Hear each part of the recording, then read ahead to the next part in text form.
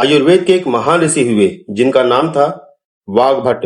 उनका एक श्लोक है, न वेगान धार्ये द्वात भीड़ मूत्र, अर्थात मतलब कि शरीर के किसी भी अर्ज को रोकना नहीं चाहिए, फिर वो चाहे जैसे यूरिन का अर्ज हो या फ्लैचुलेंस का अर्ज हो, मीन्स पेट में बनने वाले गैस का अर्ज हो। अगर कोई इस अर्ज को रोकता है, इस प्रेशर को रोकता है, तो बॉडी पे उसका उल्टा ही असर पड़ेगा। नमस्कार दोस्तों, मेरा नाम है चंद्रेश्वर तिवारी। मैं आपका स्वागत करता हूं आपके अपने channel medical fact with CP Tiwari में। आज मैं आपसे कुछ ऐसी बातें करने आया हूं जिसको लेकर लोग अक्सर शर्म कर जाते हैं, बात नहीं करना चाहते हैं, लेकिन उसको लेकर हमेशा परेशान रहते हैं। वो किसी भी उम्र के हों या किसी भी देश के हों, उनको ये परेशानी होती रहती है। फिर चाहे 18 साल के हों, वो 60 साल के हों या किसी भी उम्र के हों, किसी भी जेंडर के हों। इस विषय में बात करने से पहले वो सोचते हैं कि सोसाइटी क्या सोचेगी उनके बारे में। ये एक नेचुरल प्रोसेस है, लेकिन बात करने में शर्माते हैं। तो मैं आपको इसी बारे में बताने आया हूं, उसी रोग के बारे में बताने आया हूं, साइंटिफिकली और आयुर्वेद की दृष्टि से। आशा करता हूं आपको बहुत मदद मिलेगी। बस आपसे यही उम्मीद रहेगा कि आप अंत तक मुझसे जुड़े रहिए, जिससे आपको बहुत ज्यादा मदद मिलेगी। दोबारा आप इसके बारे में सोचेंगे नहीं, शर्म नहीं करेंगे, अपना इलाज कराएंगे। चलिए शुरू करते हैं। तो जिस टॉपिक में बात करने वाला हूं उसका नाम है फ्लैचुलेंस, यानी पेट में बनने वाली गैस, जिसके विषय में लोग बात करने में बहुत शर्म करते हैं। चलिए बताता हूं फ्लैचुलेंस होता क्या है। फ्लैचुलेंस यानी पेट में बनने वाली गैस एक पूरी तरह बायोलॉजिकल और नेचुरल प्रोसेस है, जिसमें हमारा डाइजेस्टिव सिस्टम पेट के अंदर बनने वाले गैस और इंटेस्टाइन के अंदर बनने वाले गैस को रेक्टम के थ्रू बाहर निकाल देती है। ये एक अच्छा संकेत है कि हमारा शरीर भोजन को ले रहा, भोजन से जरूरी चीज ले रहा है और वेस्ट प्रोडक्ट को बाहर निकाल दे रहा है। ये एक अच्छी चीज है। ये हमें बताया जा रहा है कि हमारा शरीर प्रॉपर काम कर रहा है। आइए अब हम जानते हैं इसके कितने प्रकार हैं। फ्लैचुलेंस बेसिकली पेट में बनने वाली गैस दो प्रकार की होती हैं। एक होता है एक्सोजेनिक, दूसरा है एंडोजेनिक। एक्सोजेनिक मतलब वो गैस या वो हवा जो हम खाते वक्त या बोलते वक्त या कुछ पीते वक्त, जैसे कि स्ट्रॉ से कुछ पी रहे हैं, कहीं रेस्टोरेंट में गए, कुछ स्ट्रॉ लगाया और कोल्ड ड्रिंक पिया, उसके द्वारा जो हवा हमारे अंदर गई वो है एक्सोजेनिक। उसे हम कहते हैं बाहर से हवा भीतर लेना। तो एक्सोजेनिक गैस होती है, इसमें मुख्य रूप से दो ही गैस होती है, नाइट्रोजन और ऑक्सीजन। मीन्स हम जब भी जो कुछ भी बाहर से हवा ले रहे हैं वो या तो ऑक्सीजन के रूप में आ रही है, वो नाइट्रोजन के रूप में ही आ रही है, और इसे हम एक्सोजेनिक कहते हैं। और दूसरा प्रोसेस है एंडोजेनिक। इसमें क्या होता है, जब हम और आप कुछ खाते हैं, खाने के बाद जब वो हमारे पेट के द्वारा आंतों में जाता है, बड़ी आंतों में, छोटी आंतों में, तो वहां मौजूद बैक्टीरिया जब उस खाने को पचाते हैं, तोड़ते हैं, उनसे जो हमारा फर्मेंटेड भोजन होता है उसमें कुछ गैस बनती है, जैसे कि hydrogen, methane, nitrogen, carbon dioxide. ये गैसें एंडोजेनिक होती हैं। खाना टूटेगा, टूटने के बाद कार्बोहाइड्रेट टूटेगा, तो उससे गैसेस बनेंगी फर्मेंटेशन होने के बाद, जो कि हमारे रेक्टम द्वारा बाहर जाती हैं। तो ये दो प्रोसेस हो गए, एक्सोजेनिक और एंडोजेनिक। तो अब तक आप जान गए होंगे कि हमारे पेट में गैस कैसे बनता हो, कितने प्रकार गैस होते हैं। अब हम आप जानते हैं कि गैस का प्रेशर क्या होता है। एक नॉर्मल इंसान की जो गैस की प्रेशर होती है वो 10 से 20 mmHg होती है, लेकिन जब इसे रोक दिया जाए तो इसका जो प्रेशर वो बढ़ जाता है, वो हो जाता है 80 से 90 mmHg तक पहुंच जाता है। चलिए अब बात करते हैं जो अक्सर आम आदमी करते हैं। आम आदमी ने सभी लोग करते हैं, जो जिसको बनता है वो करते ही है इसको, गैस को रोक देना, अर्ज को रोक देना।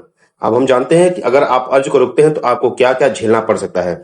एक अर्ज को रोकने के कारण क्या क्या आपको परेशानी आ सकती है, उसको थोड़ा समझिएगा। विस्तार से मैं आपको बता रहा हूँ, एक्सप्लेन करके, कि उससे क्या क्या प्रॉब्लम हो सकती है आपको। अगर कोई आदमी उस गैस को रोकता है, पास नहीं कर पा रहा है, कहीं बैठा है जहां पास नहीं हो पाया गैस, और वो रोक दिया, तो उससे उसके हाथों में खिंचाव होगा, डिस्टेंशन होगा, चुभन होगा, एक तेज मरोड़ होगा, दर्द होगा, और उसको दिन भर भारी भारीपन लगेगा, उसको कॉन्फिडेंस महसूस नहीं होगा, उसको काम में लेजीनेस फील करेगा, उसे पूरा पेट भारी भारी जैसा लगेगा कि पेट पूरा भरा हुआ है, पूरा पेट खिंच रहा है मेरा। अगर कोई आदमी बार बार गैस को रोक रहा है तो उसमें क्या करता है, वो अपने रेक्टम वॉल को, मलाशय की मांसपेशियों को बहुत जोर देता है, बहुत प्रेशर लगाएगा। इस प्रेशर से अगर वो डेली ऐसा कर रहा है तो वहां भी उसको फीसर और बवासीर यानी पाइल्स, हेमराइड होने का खतरा हो जाता है, कि उसको ये हेमराइड हो सकते हैं भविष्य में अगर वो डेली इस तरह कर रहा है। तो अगर गैस को इसी तरह डेली रोका जाएगा तो गैस को पाल्पिटेशन का रूप ले लेगी। गैस जो है ऊपर की ओर भागेगी और हार्ट और लंग को प्रेशर देगी, जिससे पाल्पिटेशन होगा, सांस लेने में तकलीफ होगा, चुभन जैसा दर्द होगा, महसूस होगा जैसे कि अभी कुछ हो जाएगा, कुछ अभी हमारे लाइफ को थ्रेटनिंग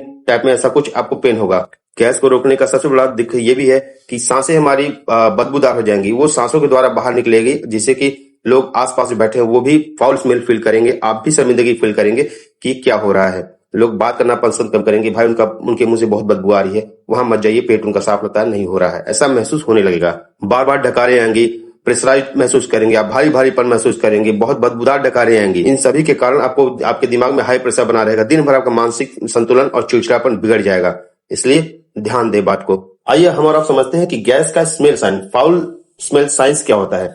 लोग बहुत आमतौर पे देखते होंगे कि बहुत फाउल स्मेल होती है, उसके पीछे एक बहुत बड़ा कारण है। आइए आपको मैं वो कारण भी एक्सप्लेन कर देता हूँ, जिससे आपको सोचना न पड़े कि क्या हो रहा है, ये सिर्फ मेरे ही साथ ऐसा क्यों हो रहा है। ठीक, समझते हैं इसके साइंस को। 99% फ्लैचुलेंस केसेस में कोई गंध नहीं होता, क्योंकि उनमें होता है नाइट्रोजन, ऑक्सीजन, मीथेन, हाइड्रोजन, ये सब चीजें होती हैं।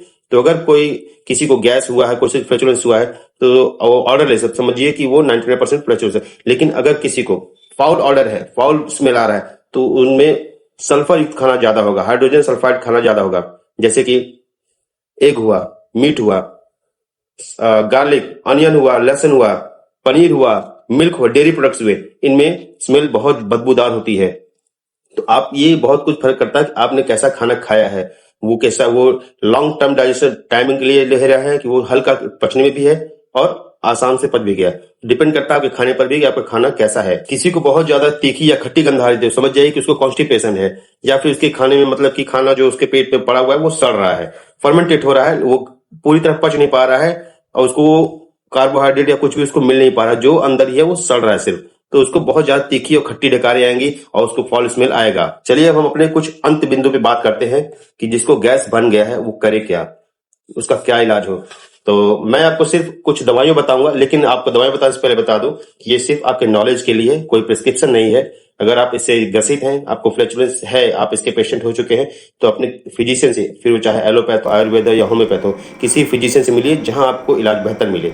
मैं जो दवाई बता रहा हूँ वो होम्योपैथ के रिगार्डिंग है, आप उनके भी यूज कर सकते हैं, लेकिन उससे पहले अपने फिजिशियन से मिले। तो चलिए जानते हैं होम्योपैथ की कुछ दवाइयां जो कारगर है, लेकिन आप उनको आजमाएं, उससे पहले अपने डॉक्टर से मिलिएगा। अगर आपके पेट के ऊपरी हिस्से में, मीन्स की नाभि के ऊपर दर्द हो रहा है या फिर गैस बन रहा है, भारी भारीपन लग रहा है, तो आप वहां पे कार्बोवेज लीजिए। होम्योपैथ की दवा आती है कार्बोवेज। और अगर नाभि के नीचे आपको गैस या भारीपन लग रहा है, तो आप लीजिए लाइकोपोडियम। और अगर आपको लगता है पूरा पेट आपका भारी है, तो एक दवा आती है चाइना, होम्योपैथ में इसको चाइना कहते हैं, आप जाके इसको ले सकते हैं मार्केट में। और अगर आपने मसालेदार खाना खाया है, आपको बार बार डकार आ रहा है, डकार में स्मेल आ रहा है, आपको जो गैस पास हो रहा है वो भी बहुत बदबूदार है, तो वहाँ ले सकते हैं अपना नक्सोन का, बहुत जल्दी आराम मिलेगा, बहुत अच्छा। लेकिन फिर आपसे बोलता हूँ, ये आप अपने सिम्टम के अनुसार अपने फिजिशियन से बात कीजिए, फिर ये दवा लीजिएगा। मित्रों, ये शरीर आपका है, इसके मालिक आपको हैं। कृपया इसे बाजार के लिए मत बनाइए। बाजार में आपको भ्रम बेचने के लिए, अपना प्रोडक्ट बेचने के लिए बहुत भ्रम है कि मेरा चूर्ण लीजिए, ये साफ कर देगा। कुछ भी नहीं होता है, सिर्फ आपका पॉकेट का नुकसान होगा और कुछ नहीं। आप देर तक भटकते रह जाएंगे। मैं जितना समझा रहा हूँ वो बात समझिए और अपने पॉकेट को खर्च होने से बचाइए, अपने को बचाइए, बाजार के पैकेट से बचिए, अपने फिजिशियन से मिलिए जो आपको सही रास्ता और सही दवा देंगे और आपके रोग से आपको मुक्त करेंगे, क्योंकि इसके मालिक आप हैं। विवेक आपका है, पैसा आपका है, समय भी आपका है, शरीर भी आपका है। आपसे बस इतना ही कहना है कि बाजार के प्रचार से बचिए। आज की दुनिया सिर्फ आपके पॉकेट को देख रही है, न कि आपके रोग को। यह रिक्वेस्ट आपसे रहेगा। धन्यवाद। अंत में आपसे बोलूंगा कि कमेंट करके जरूर बताइएगा कैसा लगा आपको वीडियो। धन्यवाद।